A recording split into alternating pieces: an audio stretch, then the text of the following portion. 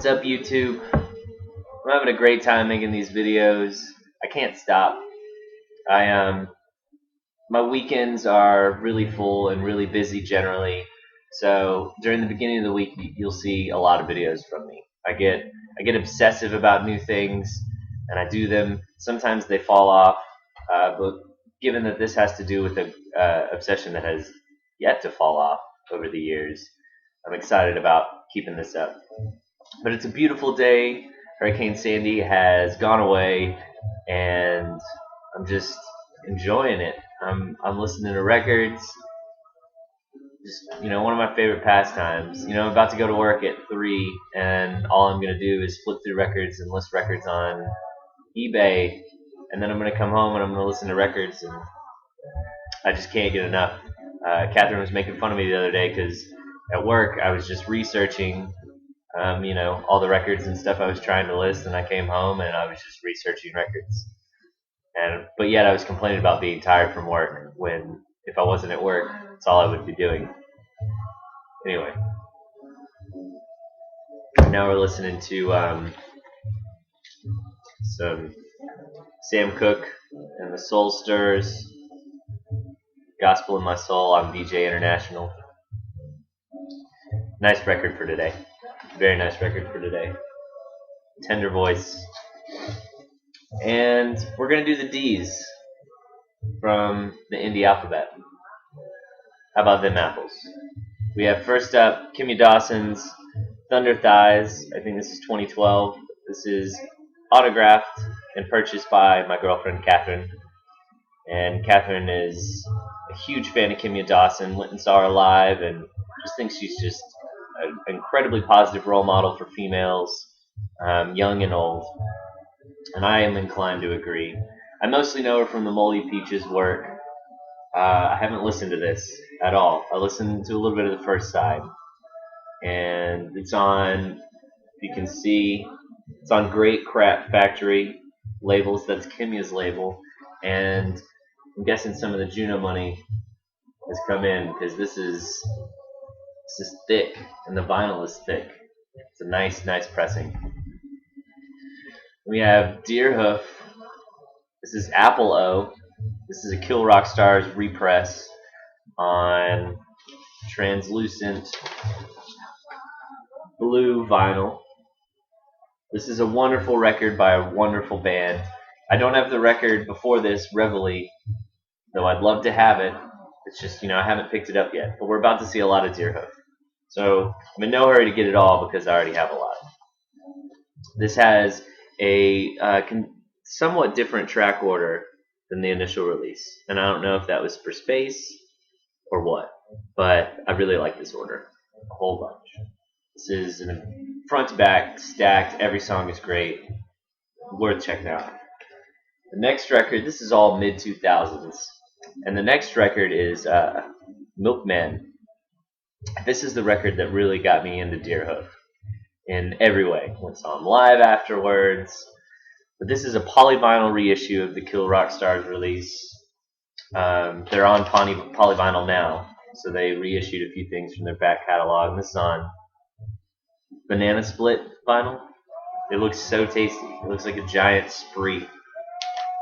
And another one, front to back, just glorious record. This is a band making music for themselves, first and foremost, and that turns me on musically. Obviously there's some niches that I can never get enough of, some stylistic things that I could hear over and over by bands retreading the same sound and be completely satisfied.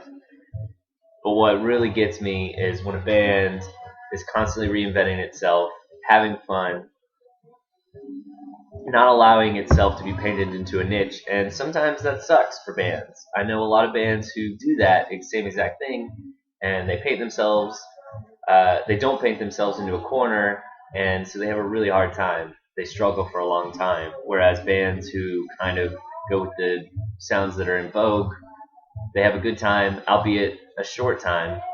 But anyway, I'm glad to see that these guys get some respect. This is their next. This is a 12-inch EP called Green Cosmos. It's like got 6 songs on it. This is Kill Rock Stars as well, and this is on opaque green vinyl. Once again, wonderful. And after this, they released an album called Runners 4. It might be before this. Might be after it. But there's a deer. Runners 4 I don't have. I would like to have as well. It's a double album, a lot of songs, and I think it might be out of print. So after that is Friend Opportunity, which they lost a guitarist, Chris Cohen, who gave them a really nice quality. And so back in this, they get a little bit more electronic, a little bit edgier. Chris Cohen has since gone on to make records with The Curtains, and also just has a self-titled record that came out this year that is really, really good. Really good. And it's been on back order forever, and I've been waiting for it. But Friend Opportunity, just as good. I saw them on this tour. I've seen them on the Runners 4 tour, Milkman tour. This is such a good record. I mean, just the beginning alone. Perfect Me, Choco Fight, 81, Believe ESP. What a great way to start an album. It's cut and paste. It's like an avant-garde tweet, which, you know, I don't know. Greg Saunier is the drummer, principal songwriter, and whatever is going on in his mind is ridiculous. And he's an amazing drummer as well. If you see him live, you get a chance to see him live, you should. Offend Maggie is their next record, also on Kill Rock Stars, a record that I was not into initially. This record actually struck me as a bit too formalist, a bit too rockist, maybe. But I was incorrect. I came back to this record, came crawling back to this record because it is a monster. The first track, actually it's the first track on the CD, but this has a different track order on vinyl as well. Tears of Music and Love references All Right Now by Free, which is, I don't know, slams it, just tosses it aside and makes its own mark. This is Offend Maggie, great record. Then they came out with Deerhoof versus Evil. Deerhoof wins. This is a beautiful packaging job. And this, once again, they deviated from the record before it. I'm having a good time. This is beautiful. It's marble, but it's clear. They also just released a record a few weeks ago called Breakup Songs. New vinyl is expensive, so I haven't bought it yet, but I will. So there's 3 holes in my Deerhoof collection, at least that I'm interested in. The stuff before Reveille is nice to check out and kind of see where they came from, but honestly not something I'd listen to. Maybe I'm wrong. I might need to revisit it. This is next in the D's, 4AD 2010 release, Deer Hunter's Halcyon Digest. Indie pop, but it's really hazy, especially the song Desire Lanes, Helicopter, Earthquake, all really good tracks. Nice packaging. Obviously 4AD does a great job. It's on white vinyl, you can see. I made the mistake somehow. This is why you should have bags, kids. Because I left the record like this. And it's dusty now. And it's kind of discolored a little bit. I'm not sure how that happened, but I haven't cleaned it. I haven't tried to, but baggy records, kids. So now it crackles there. That's a fun record. A nice distillation of krautrock in there. Really enjoy it. This is a record I bought for Catherine. This is Department of Eagles, side project of Grizzly Bear's Daniel Rosen. And this is primarily a vehicle for his songwriting, which he develops. This is another 4AD release, want to say this is 2008. 2008 this came out. And this is one of Catherine's favorite records. I think she likes it more than Grizzly Bear. And I like it a lot. I don't know if I like it more than Grizzly Bear, but this is good. Nice thick cardboard. Next band, as long as we're talking about bands that follow their own muse, we have Dirty Projectors. This is Rise Above. This is, mostly a gimmick, but this is a reimagining of Black Flag's Rise Above in lyrics and song titles only. It's one of those things you put on your press release, to get people talking about your record, honestly. And I'm not saying that's intentional.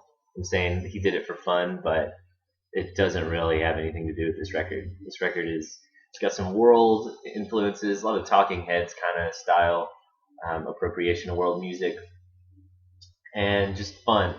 What's interesting to me about this band is, yet again, because they don't fall into a niche, I've heard people say this is noise, and I've heard people say that this is something that they would find in Starbucks for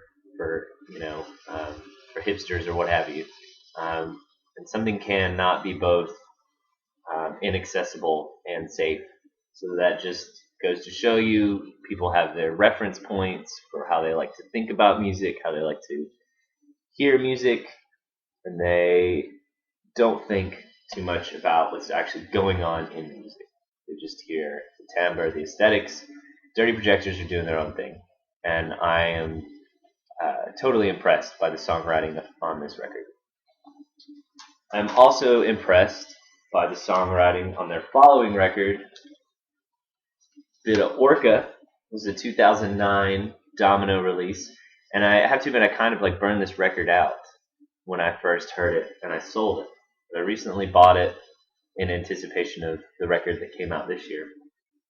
But this is a great album. Just front to back. This is, I guess, what you would call their breakout album.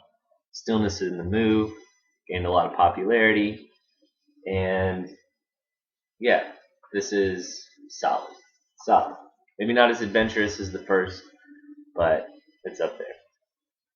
And then this year they came out with Swing Low Magellan. This is a concept record, I believe. What about? I'm not sure. There's a film called High Custodian or Low Custodian that accompanies it, and it makes sense because this sounds cinematic. It gets close up and intimate at certain points, and then it kind of gets landscape, like landscape establishing shots. I know that's non-musical descriptions describing music, but it really should be heard. They get really rock and roll with the first song, which kind of threw me off.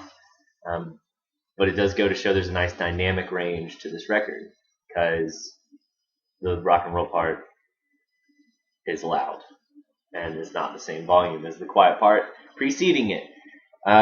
There's some tin punching on here, tin punch-esque type, which is kind of cool, because it also comes with this tablet of the lyrics with embossing that you will not be able to see. Great record, and I need to see the movie, but they're doing some cool stuff, and there's polarizing opinions by any band who is relatively notable in these circles, but you have to remove those from those subjective contexts and look at them objectively, how they exist as music and as that band's piece of work.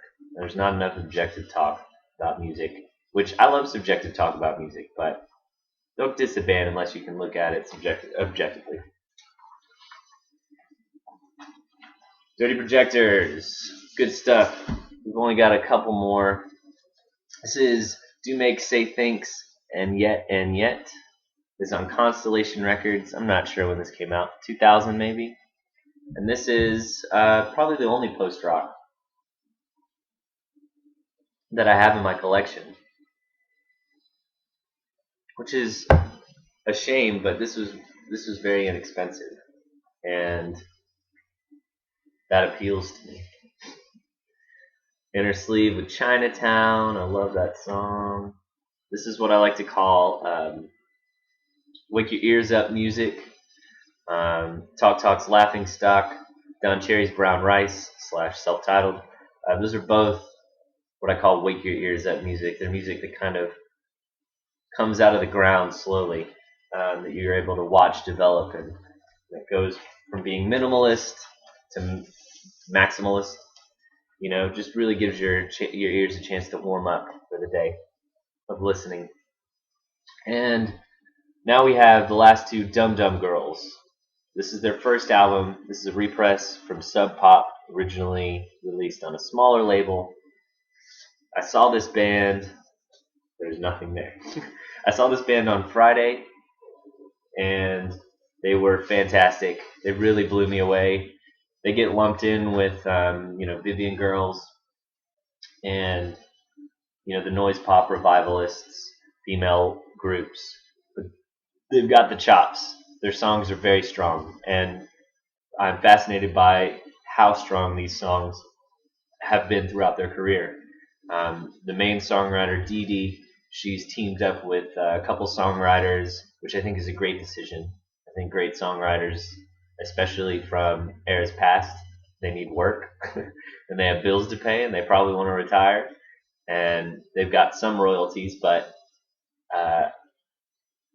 it's good for them to work with young bands, and I like to hear the results of that. I can't remember the name of one songwriter. They did a song with the guy who wrote "My Boyfriend's Back" and "I Want Candy." But yeah, this is good stuff, and they're very good live. And I'm on a journey now to collect all their 7 inches and 12-inch EPs. Currently, I have that and this. This is their second LP, Traces of Mazzy Star. This is also a Sub Pop release. This came out last year. I think Coming Down is like a straight up homage to Mazzy Star's Fade Into You. You can sing along to Fade Into You from Coming Down. But they hold their own, and they're just developing their voice more and more with each record. I'm excited to follow their career as well. The compositions might be a little bit simplistic, but they use that simplicity to enhance the strength of the melodies, to enhance the strength of just being a strong nugget of a pop song, which I love. And that is it for the D's. I hope that was not a rambling mess. I'm caffeinated. I'm really caffeinated right now. But y'all take it easy.